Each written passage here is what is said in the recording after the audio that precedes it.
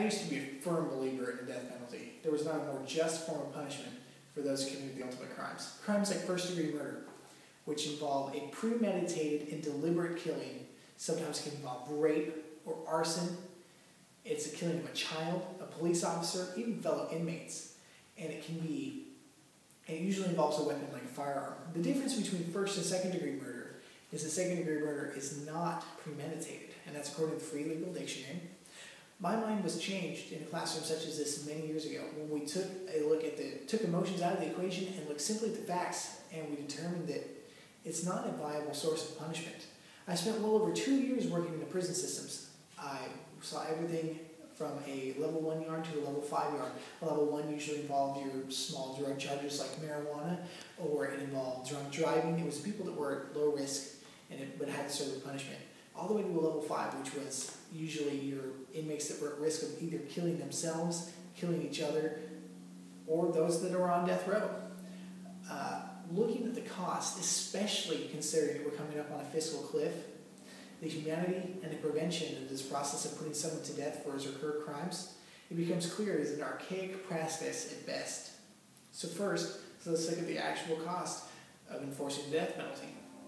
According to The Economist, a case resulting in a death sentence costs $3 million, almost $2 million more than when a death penalty was not sought.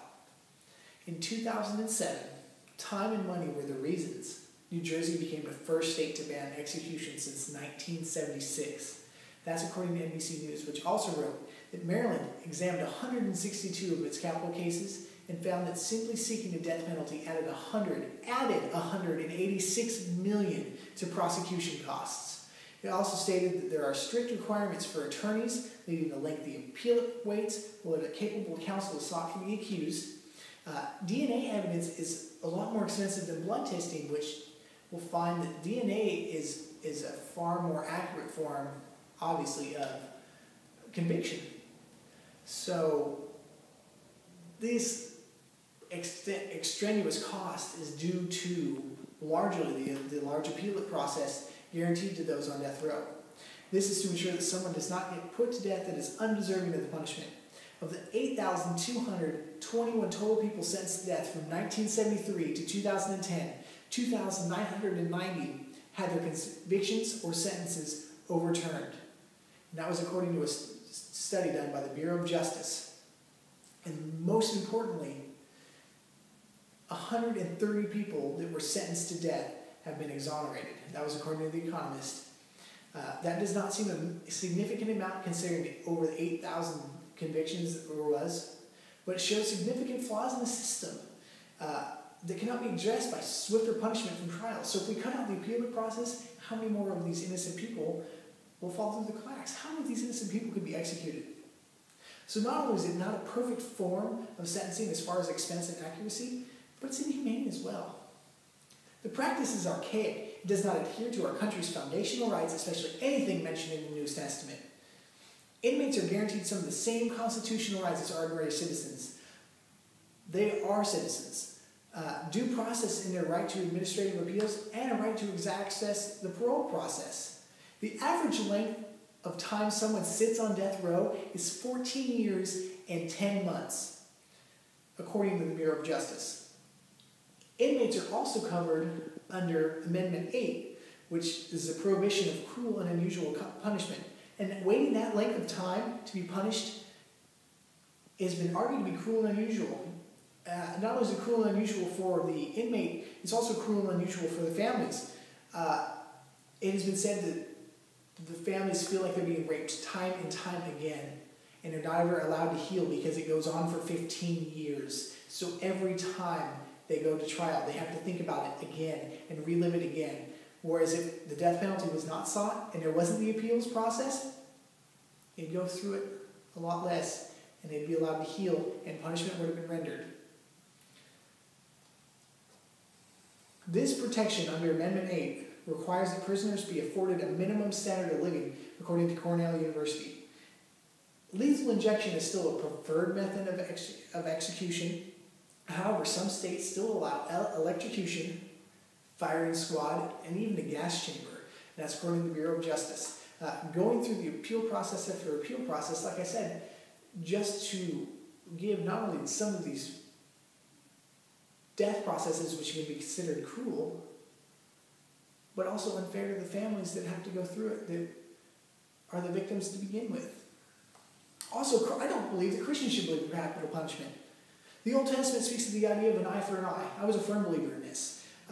But then you read later that Jesus said in Matthew 5:38 and 5:39 that you have heard it was said, an eye for an eye, a tooth for a tooth. But I tell you, do not resist an evil person. If anyone slaps you on the right cheek, turn to them the other cheek also.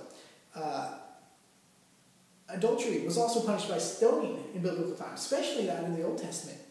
However, in John 8:7 of the NIV Bible, when Jesus was presented a woman caught in adultery to be stoned, he said, if any one of you is without sin, let him be the first to throw the first stone. By seeking the death penalty, you are casting a stone for the same murderous intent that was premeditated as the person that did the killing. Punishment should be rendered for a crime, but prison is not the easy way out. On top of moral implications, psychologically, the death penalty does not have the same effect as life in prison. It is not an adequate form of prevention. A stricter prison would work more effectively. There's little evidence that the death penalty deters. In fact, some of the states that avidly execute prisoners, like Texas and Oklahoma, have higher crime rates than states that offer only life in prison without parole, according to The Economist. The death penalty is less of a punishment than life in prison. Solitary confinement is the place for inmates on death row. We've gone over this. This is level 5. It's a tiny room. The inmate never leaves, and they're brought food and toilet paper by guards as needed. It may seem punishment to be isolated, but instead it guarantees protections from others. I've seen the hells that can go on. I've been fortunate that I was on the outside and I got to leave and go home. But when you have to deal with the other yards, NBC reports it this way. The prospect of being stabbed, raped, or worse looms constantly along deafening noise and psychological cellmates. NBC News also discussed how Gordon Ramsay Steed lived on death row, and then the general prison population, after his sentence was commuted to life, he preferred to be in solitary confinement. If you really want to kill someone, he says, then give them life without parole. It's worse than dying.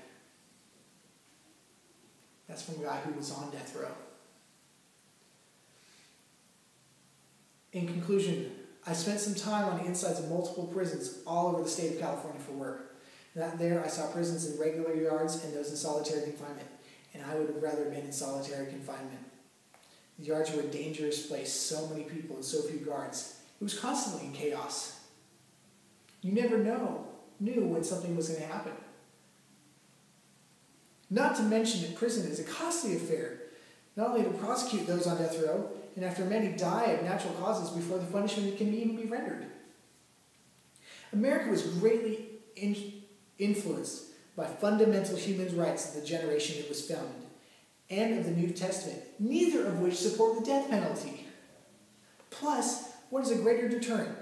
3 meals a day in a peaceful confinement of a solitary cell?